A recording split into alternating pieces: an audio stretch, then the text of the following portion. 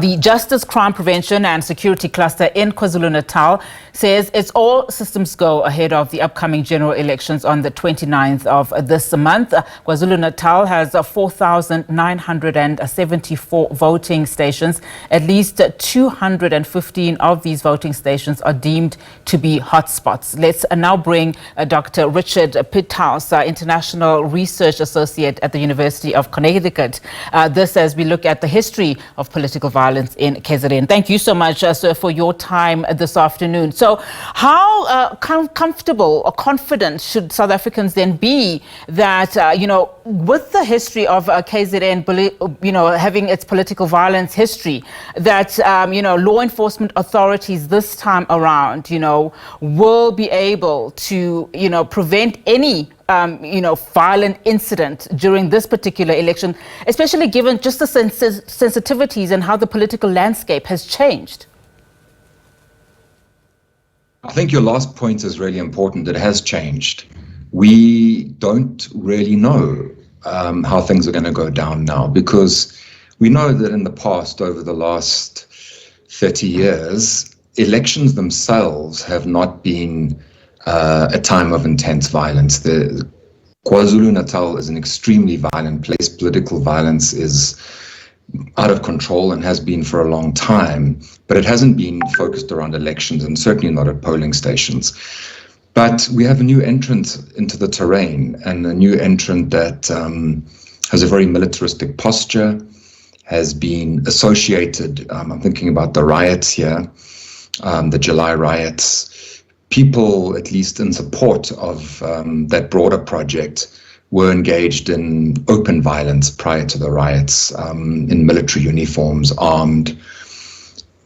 We don't know how it's going to go down. What we do know is that we can't be naive about the role of the police. One of the weaknesses of our public sphere, of the academy and the media and NGO spaces and so on, is that people often speak as if institutions function in the way that they are formally supposed to.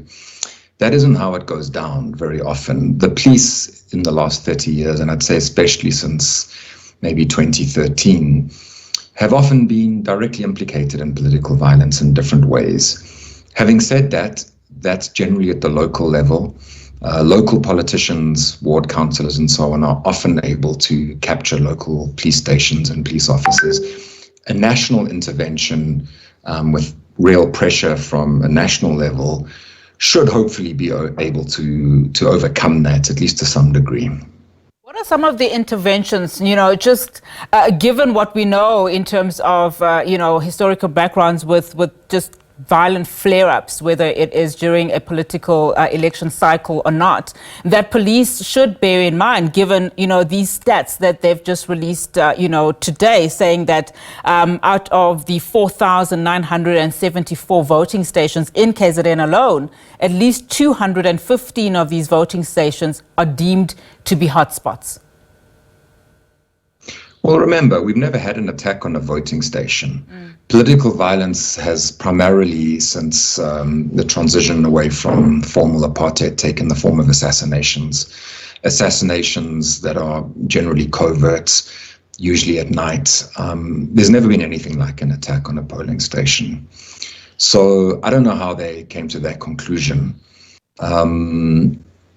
What we do know about policing in terms of political violence is that it doesn't work to leave this in the hands of local police stations. As I said a moment ago, they are very frequently captured by local politicians, and there's very frequently a kind of intersection of power. It's very common for local police officers not to make sure that their work is in accordance with the law, but rather to make sure that it is in accordance with local power relations. What we know from the early 1990s is that bringing in police units from outside that don't have the same enmeshment in local power relations really can work. But ultimately, these things are about political will. If there's enough pressure on the police to act in a way that is constructive in terms of this problem of political violence, then they will.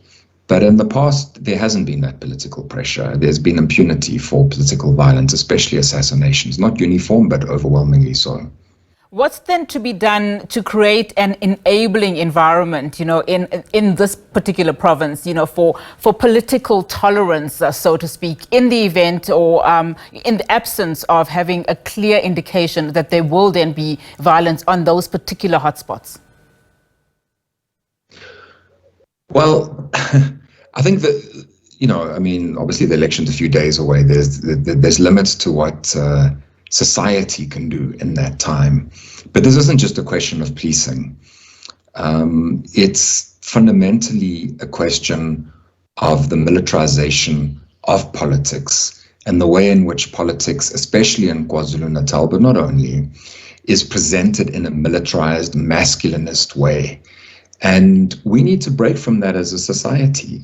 We need to think about our crisis and our injustices in terms of healing. You don't need a militarized political party with this, men dressed in military uniforms, carrying guns, to resolve the land question, for instance. That question can be resolved through building popular forms of democratic power. And in fact, that's ultimately going to be more effective, at least in terms of a just resolution of that question.